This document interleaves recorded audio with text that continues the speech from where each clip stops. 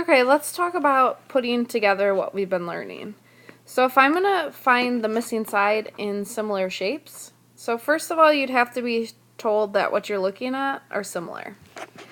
Then you're going to match up corresponding sides. So 12 goes with 3, 20 goes with x. This one I can just look at and say that the scale factor is 1/4. 12 times 1/4 gets me 3.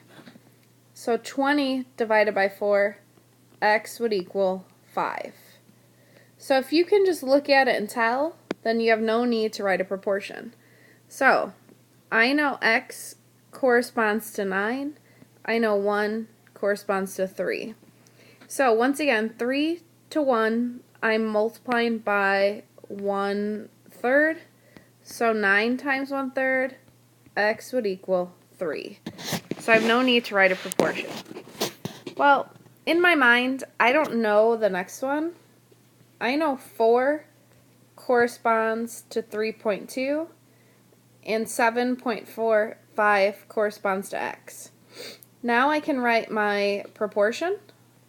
So I'm going to set these ratios equal. What you want to make sure is that you have either corresponding sides underneath each other, or they would have to be across from each other like this.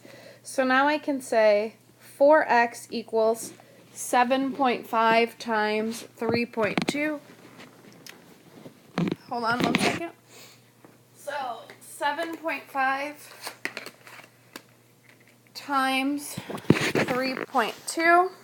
7.5 times 3.2 is 24. I'm going to divide. So x would equal 6. Alright, let's take a look at some other problems. Okay, once again, I'm going to match up corresponding sides. So 10 corresponds to 4. 8 corresponds to y. X corresponds to 5. And let's see, we haven't used black yet. 15 corresponds to z. Well, you can't use two sides, obviously, that have variables. Like, for example, if I used these two, I would have 8 over x equals y over 5. I can't solve that because I would have 40 equals x times y, and I have two missing variables. So I have to use the 10 and the 4. So I could say 10 over 8 equals 4 over y. So I would have 10y equals 32. So y would equal 3.2. Now I could find this. So I would have 3.2x equals 40 and divide. So 40 divided by 3.2 is 12.5. So x would equal 12.5. And finally, I would need another proportion to solve for z. So I could go back to 10 and 4. So I'd have 10 over 15 equals 4 over z. So 10z equals 60. So z would equal 6. And then I would have found x, y, and z. Okay? When you're looking at a shape like this,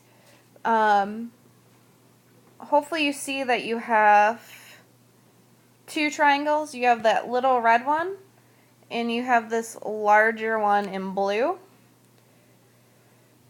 So 10 would correspond with 6 because they're both the long side, and z would correspond to 4. So now I can set these equal.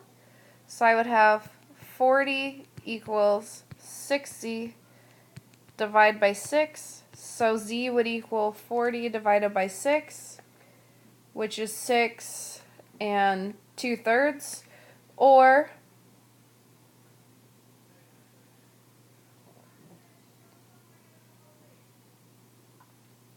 I could simplify. So 40 over 6 would be equivalent to 20 over 3, and that would be my final answer. Alright, we're going to play a game of this information tomorrow. Thanks for watching.